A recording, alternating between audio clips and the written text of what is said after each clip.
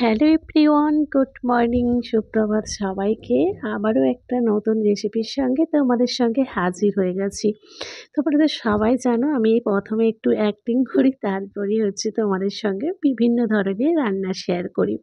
কারণ রান্না দেখতে দেখতে তোমরাও বোরিং হয়ে যাও, তার জন্য তোমাদের একটু ভালো করে এন্টারটেনমেন্ট দেওয়ার জন্য কিছুটা অ্যাক্টিং করি, তারপরে রান্না করি। আজকে জানো তো শীতের সকালে কর্তামশাইয়ের সঙ্গে হাঁটতে হাঁটতে বাজারে গেছিলাম। একবারে টসটসে এক কমলা লেবু। এই কমলা লেবু একদিন আমরা খেয়েছি জানো তো, ৩০০ টাকা কিলো। কলকাতাতে কিলো হিসাবে বিক্রি হয়েছিল, যেটা অসিজনে কমলা বলে। খেতেও ভালো থাকতো না এবং দামেও বিশাল। আর এখন নিয়ে এসছি ৫ টাকা করে পিস।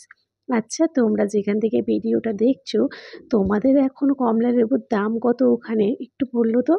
আমরা কিন্তু এই যে রসালো, একেবারে টসটসে রসালো এবং মিষ্টিও খুব, নিয়ে এসছি ৫ টাকা করে পিস। দেখো, যে আমি কাটছি পুরো রসে ভর্তি হয়ে যাচ্ছে। ভীষণ সুন্দর, কালারটাও সুন্দর। ও আচ্ছা, তোমাদের তো বলাই হয়নি আজকে কমলা লেবুগুলোকে, এত কমলা লেবু কেটে আমি বানাচ্ছিটা কি। আমি বানাচ্ছি হচ্ছে কমলা লেবুর জ্যাম। শীতকালে পাউরুটির সঙ্গে কমলা লেবুর জ্যাম হবে না, হতে পারে বলো? আর অসিজনে তো কমলা লেবুর জ্যাম বানানোই যাবে না, কারণ কমলা লেবু এখানে 10টা কমলা লেবুর দাম যা, সেখানে একটা কমলা লেবু হবে না, যা দাম রেট কলকাতার বুকে।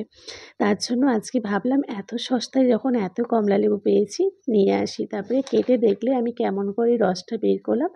তোমরা জুসারেও বের করতে পারো, বা এখন অনেক রকমের পদ্ধতি বেরিয়েছে, সেরকম করে বের করতে পারো। আমি তো চামচ দিয়ে টিপে টিপে এক বাটি রস বের করেছি। এখানে না মনে রাখতে হবে, যতটা রস মানে তুমি যদি এক বাটি রস দাও, এক বাটিই কিন্তু চিনি দিতে হবে, তাহলে জ্যামটা না ভালো হবে। আর এখানে দেখতে পাচ্ছ চিনিটা আমি দিয়ে ভালো করে চিনিটাকে এখানে মিলাবো, যাতে গাঢ় গাঢ় হয়ে যায়। এখানে আমি কোনো রকমের ফুড কালার ব্যবহার করব না।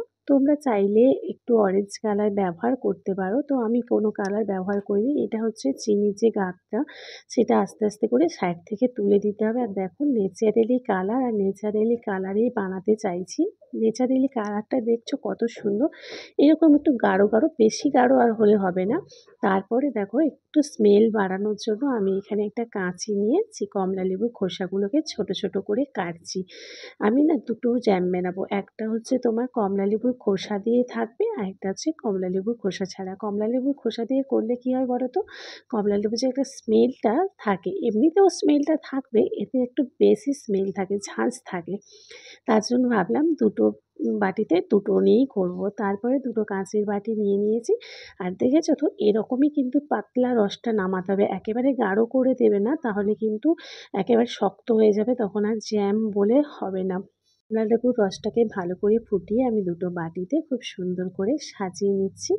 দেখতেই পাচ্ছ, তোমরা চাইলে কাঁচের জারেও রাখতে পারো, তাহলে অনেক দিন স্টোর করে রাখতে পারবে। আমি যেহেতু অল্প পরিমাণে বানিয়েছি, তাই কিছুদিনে দুদিনের মধ্যেই আমার শেষ হয়ে যাবে। তারপরেই দেখো, একটাতে কিন্তু আমি কমলালেবুর খোসা মিশিয়ে দিলাম, আর একটাতে কিন্তু কিছুই মেশালাম না। তারপরে এখানে পাউরুটিটা আমি সেঁকে নেব। আর তোমরা চাইলে এখানে ওই যে আটার পাউরুটিটাও, মানে ব্রাউন পাউরুটিটাও ব্যবহার করতে পারো। আমি এখানে আমি ফ্রেশ পাউরুটিটা ব্যবহার করেছি। তারপরে দেখো, ফাইনালি আমার জ্যাম তৈরি। একটা ফ্রেশ আর একটাতে হচ্ছে তোমার রয়েছে কমলালেবুর খোসা। কত সুন্দর লাগছে না বলো? দেখতে কি সুন্দর দেখো, আমি হাত মানে মনে হচ্ছে যেন আমি করতাল বাজাচ্ছি। এত সুন্দর হয়েছিল, তোমাদের কি বলবো। আচ্ছা চলো তোমাদের দেখাই। দেখতেই পাচ্ছ প্রচুর কাঁচের মতো চকচক করছে। তোমরা বাড়িতে একবার বানিয়ে ট্রাই করো। আর এখানে আমি জ্যামটা নিয়ে পাউরুটিতে লাগাবো। দেখতেই পাচ্ছ আমি পাউরুটিগুলোকে হালকা করে সেঁকে নিয়েছিলাম। আর তারপরে এখানে দেখো, জ্যামটা সুন্দর করে লাগিয়ে দিচ্ছি। আর কাদের কাদের আমার ভিডিও দেখতে ভালো লাগে অবশ্যই কমেন্ট করে জানাতে ভুলো না। তোমাদের জন্যই ভিডিওগুলো তৈরি করা। আর তোমরা যদি না দেখো তাহলে সত্যিই ভালো লাগবে না। একটা ব্রেডে আমি জ্যাম লাগিয়ে নিয়েছি, আর একটা ব্রেডে জ্যাম লাগিয়ে উপরে আমি করে দেবো। দেখতেই পাচ্ছ তোমরা কি সুন্দরভাবে জ্যামগুলো উঠে যাচ্ছে। আর সুন্দরভাবে এইভাবেই কিন্তু জ্যামগুলো তোমরা সুন্দর করে 4টা দিক লাগিয়ে দেবে, তাহলে না মিষ্টি মিষ্টি টক টক তো খেতেও না খুব সুন্দর লাগে। আর এইখানে দেখতেই পাচ্ছ আমার ফাইনালি জ্যাম লাগানো কমপ্লিট হয়ে গেছে। এবার ছেলে আর আমি দুজনে মিলেই কিন্তু আজকে খাওয়া দাওয়া করব। দেখো একটার উপরে একটা দিয়ে দিয়েছি। চলো তোমাদের দেখাই। এখানে আমার সাজানো শেষ, এবার খাওয়ার পালা। সত্যি কথা বলতে কিন্তু জ্যামটা অসাধারণ খেতে হয়েছিল। তোমরা ট্রাই করো, পাশে থেকেও ভালোবাসা দিও।